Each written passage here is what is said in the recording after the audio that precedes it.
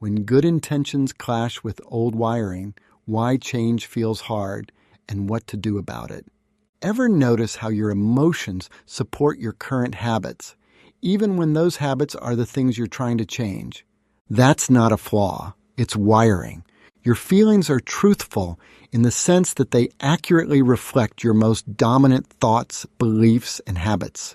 When you're living in alignment with healthy routines and empowering beliefs, your emotions tend to feel supportive, steady, and energized. That's a healthy and useful system. But the moment you try to change something, cut the sugar, start the meditation practice, speak up with more confidence, or reduce your screen time, suddenly your emotions revolt. You feel tired, doubtful, unmotivated, craving comfort, and strangely, even a little sad or agitated. It's not because something's wrong, it's because something is different. This is a core concept most people overlook, and it's the most important distinction to get from this. Your emotions are consistent with the dominant mental pathways your brain has rehearsed the most. So when you act outside those well-worn paths, it feels off because your emotions echo the past, not endorsing the future you're building. So remember, your emotions are consistent with the dominant mental pathways your brain has rehearsed the most.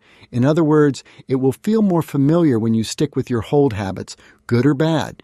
And the unfamiliar feelings, the hesitation, the doubt, they thrive in the breeding ground of procrastination. We can then safely conclude emotions reflect dominant thoughts or habit patterns, not your highest or best self. Think of your emotional state as the output of a deeply ingrained system. Your brain is a prediction machine running on repeated thought, behavior, and expectation loops. The more a thought or behavior is repeated, the more fluent and automatic it becomes. This fluency generates familiarity, and familiarity tends to feel right. That's why lying on the couch and doom scrolling for an hour can feel oddly comforting, even if your higher self quietly screams, "This isn't what I want." So here's the critical point. When you align with your intentions but conflict with your past habits, your emotions will not immediately support you. So don't expect it, and that's okay.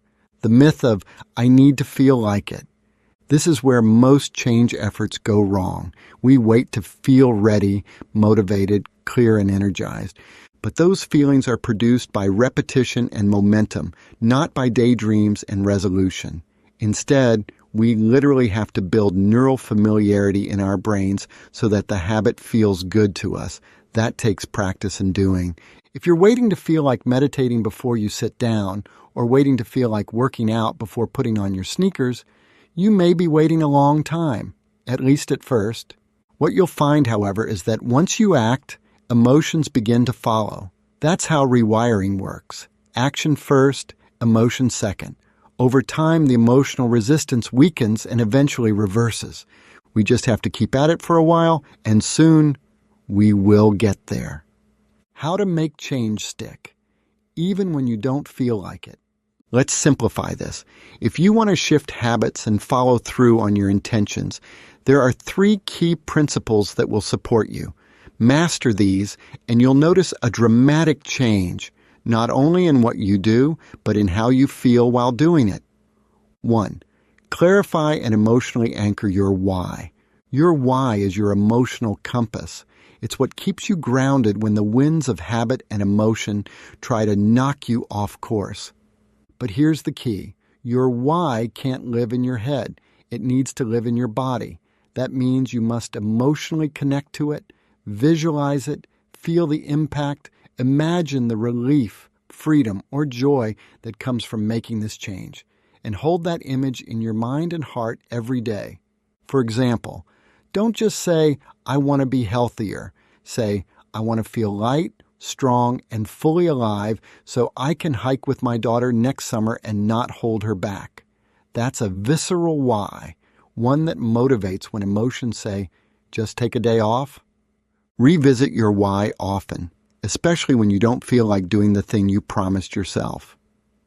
Second, act first, even when it feels wrong. This is the biggest shift. Stop waiting for your feelings to align with your goals. Lead with action, not emotion. Your brain is a pattern machine. When you act repeatedly in a new direction, even while uncomfortable, you begin to build new neural pathways.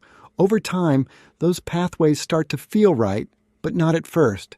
So yes, starting that new habit may feel awkward, fake, forced, or even wrong. That's okay. That's expected. That's actually a sign you're on the right path. The most successful people are not those who feel inspired every day. They're the ones who do the work even when inspiration is nowhere to be found. That kind of consistency rewires your emotional feedback loop and makes follow-through easier over time. So don't wait, start, and let your feelings catch up later. 3. Lower the bar so you can clear it every day. It's tempting to go big when you're starting a new habit. I'm going to work out every day for an hour. I'll meditate for 30 minutes. I'll never check social media again. But your brain doesn't work that way. It resists big, abrupt shifts, especially when those changes contradict years of habitual wiring. Instead, aim small, so small that success is inevitable. Put on your sneakers and step outside. Sit in silence for 60 seconds. Delay opening Instagram by 10 minutes. These micro actions bypass the emotional resistance and build success momentum. And success momentum is everything, because when your brain starts stacking wins, your emotions begin to change. You start to feel like someone who follows through, someone who finishes, someone who's in charge. That's when the tide turns. Real change starts in the brain. And sometimes, no matter how much we understand the process, it still feels hard to execute. That's because the brain itself may be dysregulated, locked into patterns that resist flexibility, focus, and emotional balance. At Capital District Neurofeedback, we work with adults and children to help retrain the brain's regulatory systems. Neurofeedback is a safe, non-invasive tool that helps the brain self-correct and improve its own functioning, making emotional balance and behavior change more accessible and less of a constant uphill battle. But remember, you don't need to wait for your brain to feel ready. You need to start. One small step, one repeatable habit, one clear and strong. Why? Why is worth my time? Why invest the energy? Why change? Why make this life better? Look for the strong, compelling, and meaningful why that touches your soul, your heart. Then watch what happens.